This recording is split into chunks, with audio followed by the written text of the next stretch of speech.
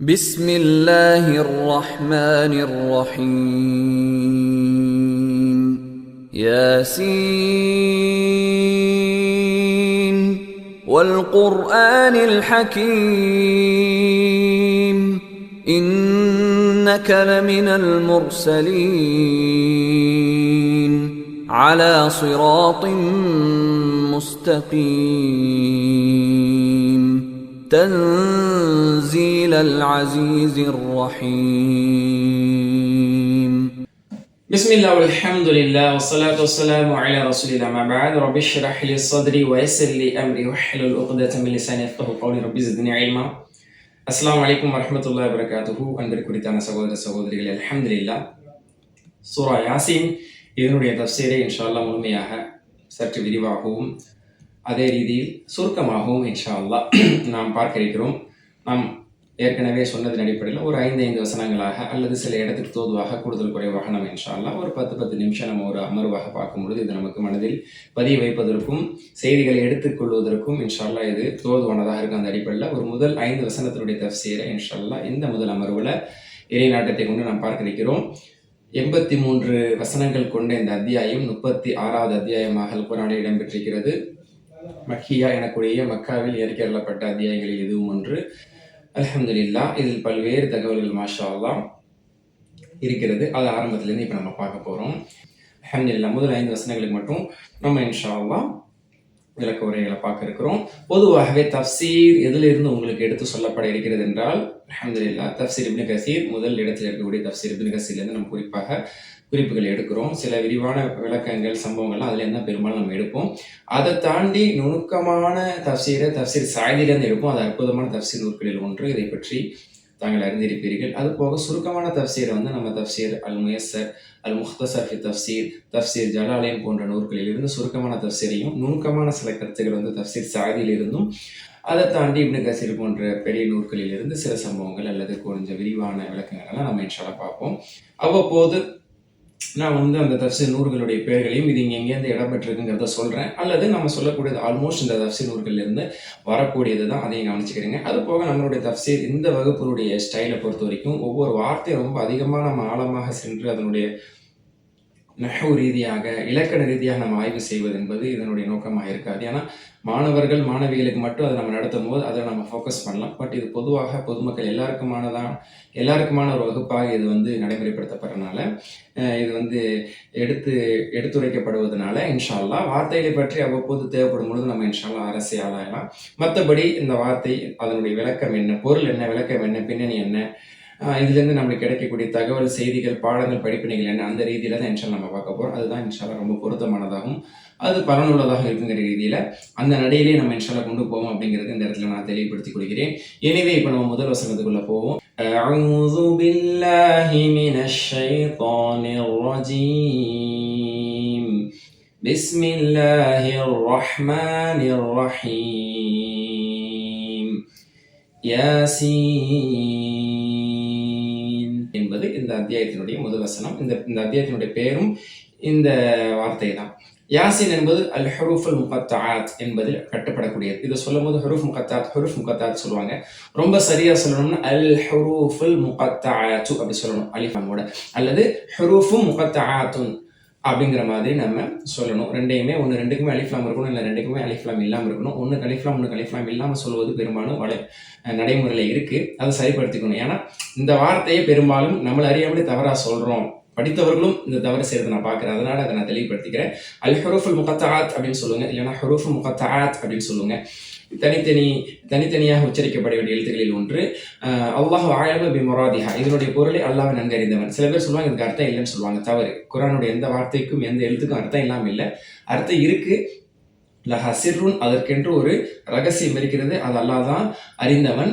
எனவே அதனுடைய பொருளை அல்லாஹ் நன்கறிந்தவன் என்று ஜலாலையெல்லாம் ரொம்ப சுருக்கமாக சொல்லி முடிச்சிருப்பாங்க. இப்னு கஸீர் ரஹிமஹுல்லாஹ் அவர்கள் அந்த கருத்தை தாண்டி சில கூற்றுகளை சொல்றாங்க. இப்னு அப்பாஸ் ரஹிமுல்லா அவர்கள் மூலமா இக்ரீமா ரஹிமுல்லா, இப்னு அப்பாஸ் ரலியல்லாஹு அவர்களுடைய கருத்து இக்ரீமா ரஹிமுல்லா அவர்கள் மூலமா அறிவிக்கப்பட்ட ஒரு செய்தியுமே இப்னு கஸீர் ரஹிமுல்லா குறிப்பிடும்பொழுது, யாசின் என்பது யா இன்சான் என்பதனுடைய ஷார்ட் ஃபார்ம்ங்கிறாங்க. இன்சான்னா மனிதன், இன்சானுடைய முக்கியமான எழுத்து சீன் அப்படிங்கிறது தான். அப்ப மனிதனே என்று அழைத்து இந்த சூரா இறங்குகிறது, மனித சமுதாயமே என்று அவங்களை அட்ரஸ் பண்ணுது அப்படிங்கிறத புரிஞ்சுக்கலாம். இதெல்லாம் நேரடியாக நமக்கு ரசூலுல்லாஹ்விடமிருந்து கிடைத்த தகவல் அல்ல, புரிதல், அண்டர்ஸ்டாண்டிங் ஆஃப் குரான் சொல்லலாம். இது எப்படி சஹாபாக்கள் அல்லது அடுத்தடுத்த ஜென்ரேஷன் வந்தவங்க எப்படி புரிஞ்சு என்ன யூகித்து குரானுக்கு விளக்கம் தந்திருக்காங்கிறதுல எடுத்துக்கலாம். பட் இதுதான் உறுதியான பொருள் என்பதற்கு அல்ல. பட் இந்த பொருள் என்பதும் சற்று பொருந்தக்கூடியது என்பதாக மார்க்கறிஞர்கள் சொல்லியிருக்கிறாங்க. அந்த அடிப்படையில் இப்னு கஸீர் ரஹிமஹுல்லாஹ் அவர்கள் யா இன்சான் என்பது இதனுடைய பொருளாக சொல்லலாம். அதே மாதிரி ரசூல் ஸல்லல்லாஹு அலைஹி பேரில் ஒன்று அபுல் காசிம், அந்த அடிப்படையில் ரசூல் ஸல்லல்லாஹு அலைஹி அவர்களை அழைப்பதை போன்று யா காசிம் என்ற ரீதியில் அந்த சுருக்கம் வந்ததாக சில அறிஞர்கள் குறிப்பிட்டிருக்கிறாங்க. எனவே இது எல்லாமே யூகங்கள், ஒரு பார்வை என்று சொல்லலாம். இருந்த போதிலும் இது ஒரு ரகசியமானது. இதனுடைய பொருளை அல்லாஹ்வே நன்கறிந்தவன். இது அரபு மக்களுக்கு மத்தியில் ஒரு பெரிய இம்பாக்டை ஏற்படுத்தியது. ஒரு எழுத்தை சொல்லி அந்த எழுத்து அழகாக நீட்டி ஓதும் போது அதுவே அவர்களை ஈர்த்து எடுத்தது. ரசூல் ஸல்லல்லாஹு அலைஹி வஸல்லம் உதாரணத்துக்கு இந்த வஹி இறங்கிய போது எனக்கு வஹி இறக்கி அருளப்பட்டது பிஸ்மில்லாஹிர் ரஹ்மானிர் ரஹீம் யாசீன் வல் குர்ஆனில் ஹகீம் என்று சொல்லும் அந்த யாசினை நீட்டி சொல்லும். அதுவே எல்லாருமே வித்தியாசமா இருக்கு, ஒரு எழுத்தை ஒரு நீட்டி அழகா சொல்றாரு, இது மாதிரி பல பேர் ஓதி காட்டுறாரு அப்படின்னு அதுவே அவங்களை ஈர்த்து எடுத்தது. ஆனால் அந்த ஹுரூஃப் முகத்தாத்தே அது ஒரு ஈர்ப்பு சக்தி கொண்டது அப்படிங்கிற மாதிரி புரிஞ்சுக்கலாம்.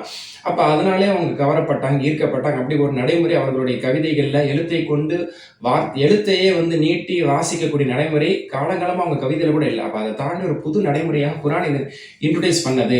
இது மனிதர்கள் வார்த்தை அல்ல என்பதற்கு இதுவும் ஒரு சான்று. இந்த ஹுரூஃப் முகத்தாத் பண்ணக்கூடிய அந்த வேலைகள், அதில் இருக்கக்கூடிய அந்த ஈர்ப்புகள், அந்த ரம்யம், அதுக்காக அல்லாஹ் தேர்வு செய்த அந்த வார்த்தைகள் சுருக்கமானதாக இருக்கும், நீட்டப்படக்கூடியது இருக்கும், நீட்டப்படாதது இருக்கும், இந்த மாதிரிலாம் இருக்கு. அதெல்லாம் ஒண்ணுதான் யாசின். சரி, அல்ஹம்துலில்லாஹ், யாசினுக்கே பேச்சு நீட்டிட்டே போகுது. அடுத்து வரும். ஆக மொத்தம் யாசின் என்பது ஒரு அல்லாஹ் தனக்காக பயன்படுத்தி கொண்ட ஒரு அழகான ஒரு வார்த்தை. சூராவுடைய ஆரம்பங்கள்ல அல்லாஹ் தஆலா பயன்படுத்துறான். 29 சூராவுடைய ஆரம்பங்கள்ல அல்லாஹ் பயன்படுத்தியிருக்கான். அந்த 29 சூராவுடைய வரிசையில யாசின் என்ற ஒரு சூறாவும் இடம்பெறுது. அல்ஹம்துலில்லாஹ்.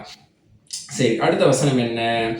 வல் குர்ஆனில் ஹகீம், சங்கை மிகுந்த, ஹக்கீம்னா சங்கை மிகுந்த, ஞானமிக்க குரான் மீது சத்தியமாக. அல்லாஹ் யாசீன்னு ஒரு வசனத்தை இறக்கிட்டு அடுத்து சொல்லக்கூடிய முதல் செய்தி என்ன? சத்தியம் செய்யறான். வல் குர்ஆனி, இந்த வாவ் என்பது சத்தியத்துக்கானது. அதனுடைய அடையாளம் என்ன? அந்த வார்த்தை, அதுக்கு அடுத்து வரக்கூடிய வார்த்தை மஜ்ரூராக கசரா பெற்றதாக இருக்கும். வல் ஆஸ்ரி வல் ஃபஜ்ரி வன் நஜ்மி வத்தீனி வல் ஆதியாதி வஷ்ஷம்சி வல் லைலி போன்று இது வல் குர்ஆனி, குரான் மீது சத்தியமாக. அல் ஹக்கீம், சும்மா குரான் இல்லை, ஏதோ போன போக்கில் பேசிட்டு போன ஒரு வார்த்தை அல்ல. இது இறைவன் இறக்கிய ஞானமிக்க செய்திகளாக இறக்கிய அருளிய வேதம். அப்ப ஞானமிக்க இந்த குரான் மீது சத்தியமாக நல்லதுல சொல்றான். அப்ப அந்த குரானுங்கிறது ஏத்துக்கிறது அவங்க தயாரா இல்லை. அதனால அல்லாஹ் அந்த குரான் எப்படிப்பட்டதுன்னு சொல்றான்? ஞானமிக்கது. இது அறிவற்ற செய்தி அல்ல இது, அல்லது ஒரு என்ன சொல்வது, பொருத்தமற்ற அர்த்தமற்ற ஒரு வேதம் அல்ல, ஒரு கூற்று அல்ல. இது ஞானம் மிகுந்தது, புரிந்து கொள்ளுங்கள் என்ற ரீதியில் அல்லாஹ் இந்த குரானை சொல்லும் போதே ஞானமிக்க குரான் பாயுது. இந்த குரான் ஞானமிக்க குரான் நீங்க எப்படி நீங்க மறக்க முடியும் அப்படிங்கிற ரீதியில ஞானம் மிகுந்த குரான் மீது சத்தியமாக அல்லாஹ் சொல்லி காட்டுறான். மாஷா அல்லாஹ். தஃப்சீர் சாயிதி ரஹிமஹுல்லாஹ் அவர்கள் இதுக்கு என்ன மாதிரி விளக்கம் சொல்றாங்கன்னா, ஏன் அல்லாஹ் குரான் ஹக்கீமான குரான் சொல்ல, ஞானம் மிகுந்ததுன்னு சொல்றான்னா, ஒன்னையுமே அல்லாஹ் அந்த குரானுடைய சட்டங்களையும் செய்திகளையும் எடுத்துக்கொண்டா தேவையான இடத்தில் தேவையான செய்தி பேசப்பட்டிருக்கும்.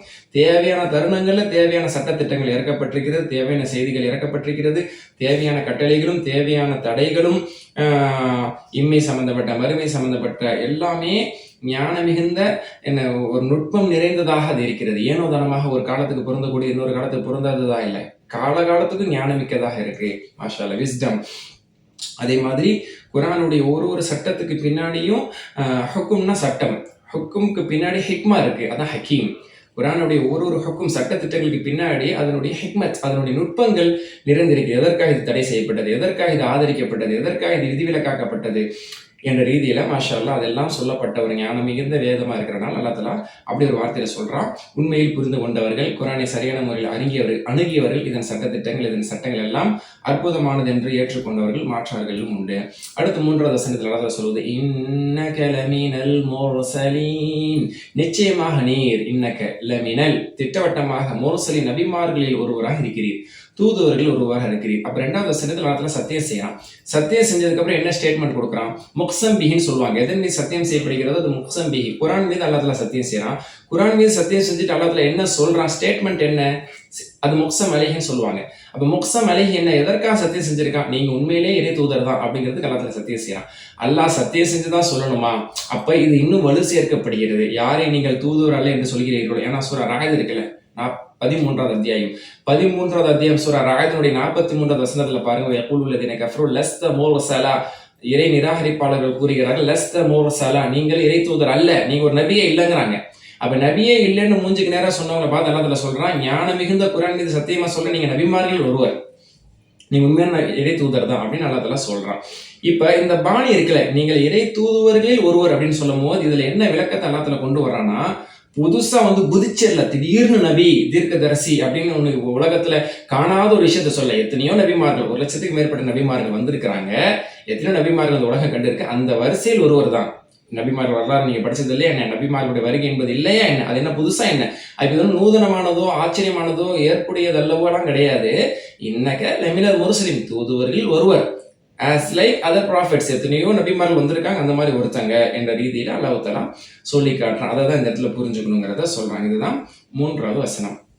4வது வசனம் என்ன அப்படின்னு சொன்னா, அலா சிராத்தின் முஸ்தகீம், நேரான வழியின் மீது இருக்கிறீர். அப்போ ஒரு தூதுவர்னு சொன்னா அவர் ஏனோதானமா ஏதாவது செய்யறாரா? அவர் தன்னிச்சையாக அல்லது மன இச்சையின் பக்கம் ஏதாவது செஞ்சுட்டு இருக்கிறாரா? அவர் எப்படியோ செயல்பட்டு இருக்கிறாரா? இல்ல, அலா சிராத்தி முஸ்தகீம், நேரான பாதையின் மீது இருக்கிறீர். அலான மீது, சிராத்தி முஸ்தகீம், நேரான பாதையின் மீது அவர் இருக்கிறார், சரியான பாதையின் மீது அவர் இருக்கிறார் என்று அல்லாஹ் தஆலா சொல்றான். அதாவது ஜலாலே ரஹிமுல்லா விளக்கம் சொல்லும் பொழுது, எப்படி முன்னால் வந்த நபிமாரெல்லாம் நேரான பாதையின் மீது சரியான வழியில் இருந்தார்களோ, ஏன்னா எல்லா நபிமாரோட வாழ்க்கை வரலாறு இருக்கு, அவங்க தூதராக்கப்பட்டிலிருந்து கடைசி வரைக்கும் சரியான வழியிலையும் ஒழுக்கமாகவும் நல்லவர்களாக வாழ்ந்துதான் மரணிச்சாங்க. எந்த நபிமார்களுடைய பேர்ல எந்த ரிமார்க்ஸும் இல்லை. அந்த மாதிரி அந்த நபிமார்களில் வழியில் வந்தவர் இவர். இவரும் நேரான பாதையின் மீது இருக்கிறார், இவரும் சத்தியத்தின் மீது தான் இருக்கிறார். அப்ப எல்லாமே சரியானது. இவர்களுடைய குணம், இவர்களுடைய செயல்பாடுகள், அமல்கள், இவர்களுடைய வழிகாட்டுதல் எல்லாமே சரியான பாதையின் மீது இருக்கிறது, தவறானதல்ல. அப்ப தவறான வழியின் மீது இருப்பவரை நீங்கள் புறக்கணிக்கலாம், நேரான வழியின் மீது இருப்பவரை நீங்கள் எப்படி புறக்கணிப்பீர்கள், எப்படி மறுப்பீர்கள், எப்படி மாறு செய்வீர்கள் என்ற ரீதியில ஒரு சர்டிபிகேஷன், இவர்கிட்ட நீங்க என்ன பிரச்சனை பார்த்தீங்க, இவர் நீங்க ஏத்துக்க மாட்டேங்கிறீங்களாமே அப்படின்னு சொல்லி ஒரு பாஸ் ஒரு தடுத்த நிலையில நியமிக்கப்பட்டவரை ஒருத்தங்க ஏத்துக்காட்டியா நம்ம சொல்ற மாதிரி, இவர்கிட்ட என்ன பிரச்சனை உங்களுக்கு, அலா சிராத்தி முஸ்தகீம், இந்த தூதுவர் நேரான பாதையின் மீது, சத்தியத்தின் மீது, சரியான வழியின் மீது இருக்க நீங்கள் மறுக்க என்ன வாய்ப்பு, என்ன வழி, என்ன நியாயம் என்ற ரீதியில் அல்லாஹ் தஆலா கேட்கக்கூடிய ஒரு பாணிதான் என்பதாக மாஷா அல்லாஹ் இதனுடைய விளக்கத்துல மார்க்க அறிஞர்கள் சொல்வதை நம்ம பார்க்க முடியுது. இறுதியாக இதன் வரிசையில் தன்சீலல் அஸீஸிர் ரஹீம், இந்த ஏராள வழியின் மீது இருக்கக்கூடிய இந்த தூதுவருக்கு இறக்கப்பட்ட வேதம் எப்படியாப்பட்டது? குர்ஆன், ரிசாலா, இதை பத்தி தான் அந்த முதல் 5 வசனங்கள். 5 வசனத்துல அல்லாஹ் தன்சீல சொல்றான், இறக்கி அருளப்பட்டது. இந்த தூதர் உங்களுக்கு ஓதி காட்டக்கூடியது, இந்த தூதர் உண்மைப்படுத்தக்கூடிய, சத்தியமிட்டு உண்மைப்படுத்தக்கூடிய இந்த வேதம் இருக்கிறது. இது எப்படியாப்பட்ட வேதம்? தன்சீல், இது புனையப்பட்டதோ, அவரால் உருவாக்கப்பட்டதோ, சொந்தமாக அவர் யூகித்து சொல்லக்கூடியதோ, யார்கிட்ட கேட்டு சொல்றதோ இல்லை. தன்சீல், ரிவீல்டு ஒன், இறக்கப்பட்ட ஒன்று, இறக்கி அருளப்பட்டது. யாரிடமிருந்து? அல் அசீஸ், யாவற்றை மிகைத்தவன், அர் ரஹீம், இரக்கமுடையவன், அளவற்ற அருளாளன், நிகரற்ற அன்புடையம் என்று சொல்லக்கூடிய ரஹீமிடமிருந்தும் யாவற்றை மிகைத்த அசீஸிடமிருந்து இறக்கி அருளப்பட்ட ஒரு வேதம், சொந்த கருத்து அல்ல. அப்படி இருக்கும்போது அல்லாஹ்வுடைய செய்தி என்பதாக நீங்கள் காதை தீட்டிக் கொண்டு இதை நீங்கள் செவிமடுத்து கேளுங்கள், இவருடைய நிலைப்பாட்டை பாருங்கள், அவரை நீங்கள் பின்தொடருங்கள், அதில் தான் உங்களுக்கு வெற்றி இருக்கிறது என்பதை சுருக்கமாக சொல்லக்கூடியதான் இந்த முதல் 5 வசனங்களில். இன்னொரு நுட்பமான விஷயத்தை சாதி ரஹ்மத்துல்லாஹி சொல்லுவாங்க. என்ன அப்படின்னு சொன்னா, அல்லாஹ் தஆலா ரசூல் ஸல்லல்லாஹு அலைஹி வஸல்லம் அவர்களை தூதுவர் என்று சொல்வதற்கு குர்ஆன் மீது சத்தியம் செய்யலாம். அப்ப குர்ஆன் மீது சத்தியம் செய்த ஒன்றே போதுமானது. குர்ஆன் எப்படி சத்தியமானது? அப்ப குர்ஆன் மீது சத்தியம் செய்த ஒன்றே ரசூல் ஸல்லல்லாஹு அலைஹி வஸல்லம் உண்மை தூதர் என்பதற்கு போதுமானது தான். ஆனா அதை தாண்டி ஒட்டுமொத்த குர்ஆனும் அவர்களுக்கு சாட்சியா இருக்கு. ஏன்னா குர்ஆன்ல இருக்கக்கூடிய ஒவ்வொரு சட்டத்திட்டங்களும், அதில் இருக்கக்கூடிய நிகழ்வுகள், அதில் இருக்கக்கூடிய செய்திகள் எல்லாமே இது உண்மை வேதம் என்பதை பறைசாட்டக்கூடியது. எப்படி குர்ஆனோட ஒவ்வொரு வசனம் அது உண்மை வேதம் என்பதை பறைசாட்டுகிறதோ, அது உண்மையான இறைவனிடமிருந்து வந்தது என்பதை பறைசாட்டுகிறதோ, அதே போன்று குர்ஆனுடைய ஒவ்வொரு வசனமும் ஒவ்வொரு செய்தியும் இவர் உண்மை தூதர் என்பதை பறைசாட்டிக் கொண்டே இருக்கிறது அப்படிங்கிறத புரிஞ்சுக்கணும்னு சொல்றாங்க. நான் சொன்ன வார்த்தைகள் நல்லா கவனித்து கேட்டீங்கன்னா புரியும். அப்படி இருக்கும்போது ஒட்டுமொத்தமா குர்ஆன் மீது அல்லாஹ் தஆலா சத்தியம் செஞ்சது போதுமானது. அதை தாண்டி குர்ஆனோட ஒவ்வொரு வசனமும் ஒவ்வொரு நுட்பமும் அதில் இருக்கக்கூடிய ஒவ்வொரு செய்திகளும் முஹம்மது ஸல்லல்லாஹு அலைஹி வஸல்லம் அவர்களை உறுதிப்படுத்தக்கூடியதாக இருக்கிறது என்பதை நான் புரிஞ்சுக்கலாங்கிறது இமாம் சாதிக் ரஹ்மத்துல்லாஹி சொல்லுவாங்க. ஆக 5 வசனங்களை பார்த்துருக்கிறோம் மாஷா அல்லாஹ். இதனுடைய மொழிபெயர்ப்பு உங்களுக்கு கையில் இருக்கும். நீங்கள் இன்ஷால்லா மொழிபெயர்ப்பையும் பார்த்துட்டு இந்த விளக்கங்கள் தான் இதில் இருக்குங்கிறத இன்ஷால்லா திரும்ப நீங்கள் ரிவ்யூ பண்ணி பார்க்கும்போது இன்ஷால்லா இந்த 5 வசனத்துடைய செய்தி மனசில் இன்ஷால்லா பசுமையாக பதிந்ததாக இருக்கும். இப்படியே இன்ஷால்லா அடுத்தடுத்த 5 வசனங்களாக நம்ம இன்ஷால்லா ஒரு அமர்வில் பார்ப்போம். அதன் மூலமாக அல்லாஹ்வுடைய இந்த செய்தியை நல்ல முறையில் புரிந்து கொள்ளக்கூடிய நல்ல செய்தி தந்தல் புரிவான ஆமீன். ஆக இந்த முதல் 5 வசனங்கள் என்ன சொல்கிறது? அல்லாஹ் குர்ஆன் மீது சத்தியமிட்டு ரசூலுல்லாஹ்வும் உண்மை தூதர் என்று அல்லாஹ் தஆலா ஒரு சான்றிதழை வழங்கி இந்த குர்ஆன் எப்படியாப்பட்டது, இந்த தூதர் எப்படியாப்பட்டது அப்படிங்கிறதுக்கான ஒரு சான்றிதழையும் வழங்குகிறான். அடுத்து இந்த குர்ஆன் இறக்கப்பட்டதனுடைய நோக்கம் என்ன, ரசூல் ஸல்லல்லாஹு அலைஹி வஸல்லம் வருகையினுடைய நோக்கம் என்ன என்பதை 6வது வசனத்தில் தொடர்றோம். அதை நம்ம அடுத்து அப்படியே பார்ப்போம் இன்ஷா அல்லாஹ். அஸ்ஸலாமு அலைக்கும் வரஹ்மத்துல்லாஹி வபரகாத்துஹு. بسم الله الرحمن الرحيم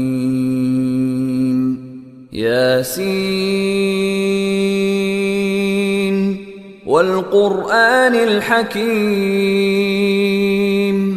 إنك لمن المرسلين على صراط مستقيم تنزيل العزيز الرحيم